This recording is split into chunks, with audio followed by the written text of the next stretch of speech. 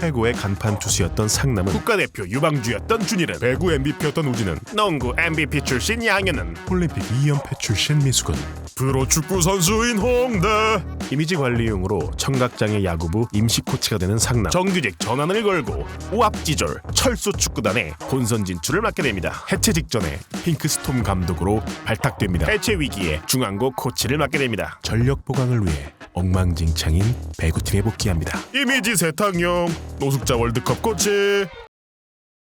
달고 다른 소재니까 완성도는 쩔겠지?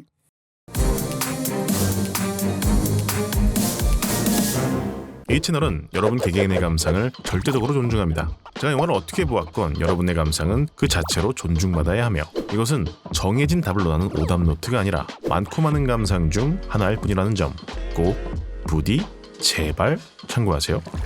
채널을 오래 보아온 분들이라면 아시다시피 저는 이병헌 감독의 작품을 상당히 좋아합니다.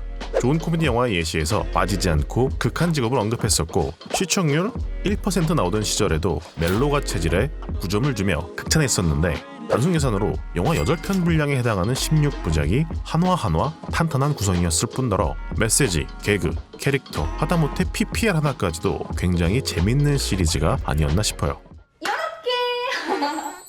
소리야 소리! 냄새도 안 나! 여기에 예전에도 인증했듯 저는 유에나 3기 회원입니다. 박서준 배우 또한 싫어할 이유가 없는 탄탄한 연기력을 갖춘 배우죠. 좋아하는 감독, 배우 조합이다 보니 편향적으로 보진 않을까 오히려 걱정을 한 상황이었습니다. 그럼에도 불구하고 드림을 보고 난 후에 극장을 떠나는 심정은 참으로 불만족스러웠습니다. 이미 극한 지옥 같은 스타일의 영화는 아닐 거라는 이병헌 감독의 언급을 보고 갔고 코미디에 대한 기대감을 낮추고 간 상태에서도 그랬습니다. 일단은 간단히 줄거리부터 살펴볼까요? 영화는 박서준 배우가 분한 윤홍대가 화를 참지 못하는 장면으로 시작됩니다. 기자가 깐족대며 무례한 질문을 하는 것을 참지 못하고 눈을 찌르고 만 것이죠. 축구선수로서 무리를 일으키고 자숙 모드에 들어간 홍대에게 에이전시는 이참에 축구선수는 그만두고 연예인이나 하자며 이미지 갱신용으로 노숙자 축구팀에 감독을 제안합니다. 노숙자 축구팀에는 마침 다큐팀까지 붙어있는 상황인데 이 다큐의 감독이 아이유가 분한 이소민입니다. 이병헌식 티키타카가 윤홍대와 이소민 사이에 벌어지는 가운데 영화는 꾸준히 노숙자들의 사연을 어필합니다. 과거 큰 사업가였지만 IMF로 인해 길바닥에 나앉게 된 환동, 보증을 잘못 써 재산을 잃은 효봉, 실종된 여친을 찾는 인선 등 다분히 신파스러운 빌드업이 착실히 깔립니다. 노숙자들과 티격태격하며 정을 붙여가는 홍대지만 어느 날 불량한 학생들을 혼내준 덕에 인터넷에 큰 이슈로 떠오르며 자연스레 이미지가 좋아지게 됩니다. 이제 굳이 노숙자 월드컵에 출전할 필요가 없다고 판단한 에이전시는 정글의 규칙 출연을 제의하고 정글의 규칙 촬영 날이 노숙자 월드컵 출국 바로 전날이기 때문에 선택을 강요당합니다. 당연한 고민 끝에 당연하게도 노숙자 월드컵을 선택하는 홍대. 하지만 첫 출전이자 오합지졸인 한국팀에 비해 외국의 노숙자팀은 너무나도 강력했습니다. 어떻게든 그림을 만들려는 소민은 교체 선수가 부족한 걸 이용해 브라질 용병을 투입하고 브라질 선수들에 의해 1승을 거두지만 홍대는 이 상황이 마음에 들지 않습니다. 결국 기록보단 기억을 가져가자며 브라질 용병의 도움을 받는 대신 한국인들만 뛰기로 결심하는 한국팀. 이때부터 감동의 투혼이 시작됩니다. 갑자기 이들의 실력이 일치월장할 수는 없는 법. 결국 이들이 구르고 깨지는 모습을 절절히 담아낸 뒤 카메라 감독의 선창에 이어 외국인들이 목 놓아 대한민국을 외치며 한국팀을 응원하는 대환장 파티가 펼쳐집니다. 뭔가의 빌드업인가? 뭔가 큰 그림이 있겠지? 하는 혼돈 속에서 야속하게도 영화는 반전 없이 노숙자들의 훈훈한 뒷이야기와 2010년의 실화팀의 이야기를 띄우며 영화는 종료됩니다. 제일 먼저 하고 싶은 이야기는 영화가 장점이 아예 없는 건 분명 아니라는 겁니다. 이병헌식 농담. 예컨대 오빠니까 말 편하게 할게 란 대사를 박서준이 아닌 아이유가 무미건조하게 치는 건 괜찮은 농담이었죠. 이외에도 영화의 잔가지에 불과한 비중이라 아쉬울 뿐 코믹적인 요소들은 괜찮은 타율을 보여줍니다. 감동, 심파 라인도 솔직히 맨날 영화관에서 영화만 보는 취미보단 거의 생활에 가까운 입장에서 지겨운 부분이지 쌍천만 신화에 신과 함께가 있었고 아직은 잘 만든 신파 영화가 먹히지 않는다고 검증된 부분은 없습니다. 투자자 입장에선 안전하고 폭넓은 계층에 어필할 수 있으며 관객 입장에선 쉬운 내용과 감동실하는 점에 착안해 가볍게 즐길 수 있는 내용이니 신파의 존재 자체가 문제라고 말하기엔 아직 좀 이른 것 같아요. 단지 드림의 특수성은 이병헌 감독이 신파를 골랐다는 점입니다. 극한 직업이 1600만에 대흥행을 했다고 꼭 차기작도 코미디를 찍어올 필요는 없습니다. 한 가지 스타일에 갇히는 것보단 여러 가지 도전을 해보고 싶을 수 있죠. 인터뷰에서 신파, 억텐 싫다고 말해봤자 사람 마음이 변할 수도 있는 거 아닙니까? 문제는 왜 그 변화가 이미 지천에 널려있는 헬조선식 감동 실화 스토리에서 조금도 벗어나지 못하냐는 겁니다. 이건 새로운 도전이 아니라 나태한 거예요.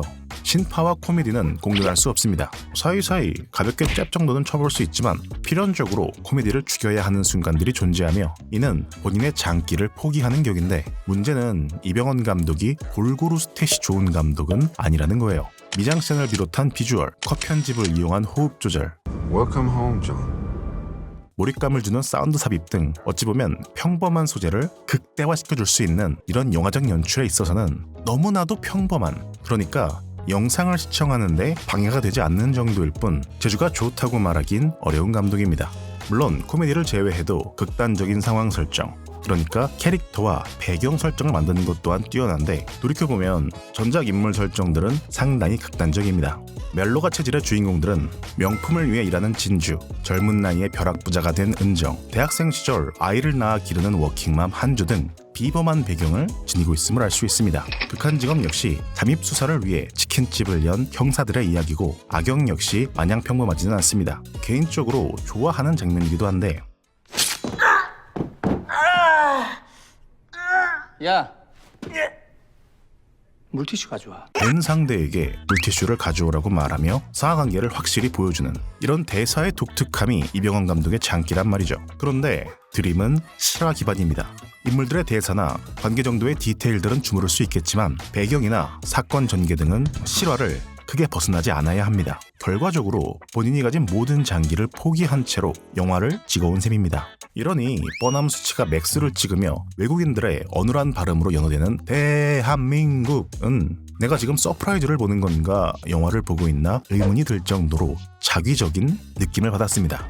100번 1000번 양보해서 실제 보숙자들의 사연이 저렇고 실제 2010년의 홈리스 월드컵이 저런 내용으로 진행되었을 수도 있습니다만 이건 영화잖아요. 재미없는 부분은 쳐내고 살도 붙여가면서 각색을 하기 때문에 실화 기반 영화들이 이건 실화 기반이지만 실제 사건과는 다소 다를 수 있습니다. 같은 경고성 자막을 다는 거잖아요. 아무리 한국인들이 신파 이골이 났다고 해도 엔드게임에서 I am 아이언맨 후에 페퍼랑 대화하는 장면에서 어휴 빨리 좀 뒤지지 오지게도 시간 끄네 이런 사람 없잖아요. 애니메이션 코코 보면서도 어휴 뻔하다 뻔해 이러면서 눈물 훔치는 사람 천지였다고요. 잘 짜인 드라마가 있으면 신파는 여전히 먹힐 수도 있는 코드입니다. 문제는 드림에는 드라마에 대한 고민이 전혀 없다는 거예요. 보증을 잘못 쓴 효봉의 에피소드가 IMF로 가족을 잃은 환동의 에피소드가 도식화된 장면들의 나열이 아니라 디테일을 살려 공감대를 불러일으키는 장면들로 채워졌다면 한번 사회에서 내쳐진 그들의 도전이 더 의미 있게 다가왔겠죠. 그런 그들의 도전을 보면서 재능이 부족해 노력만으론 최고가 될 수 없는 축구 선수인 홍대가 자신의 처지와 겹쳐보며 그들을 응원하는 장면이 나왔다면 조금 더 울림이 있었을 겁니다.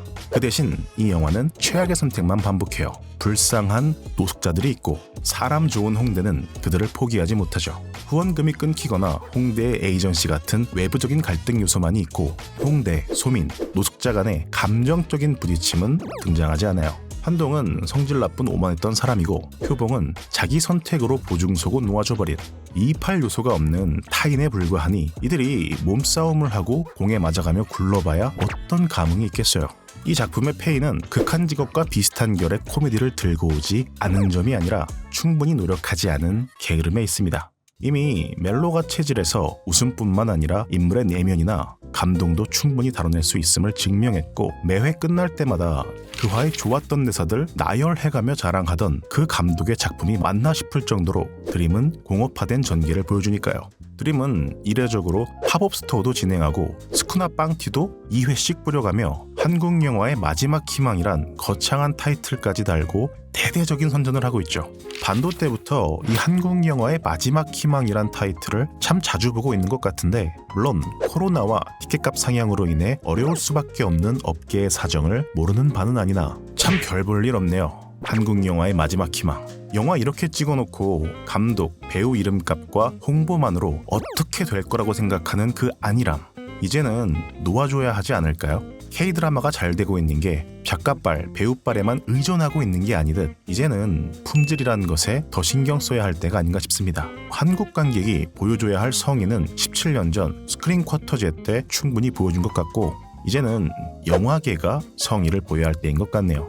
아마 역대급으로 짧은 리뷰가 될 것 같은데 워낙 얘기할 거리가 없는 영화인 만큼 리뷰는 여기서 줄이겠습니다. 5월엔 가오갤 리뷰와 그 영화가 기다리고 있네요. 오늘 못 챙긴 분량은 거기서 챙겨보도록 하겠습니다. 여러분의 매일이 평안하시길. 마치며 듀나였습니다.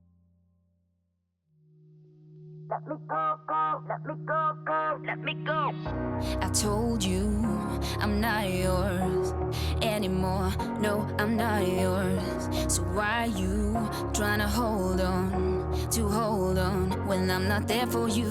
Wanna take a different lane, wanna play my own game, and I don't need you here. So won't you let me go? Wanna take this ball and chain that you have put on me and throw it out the window.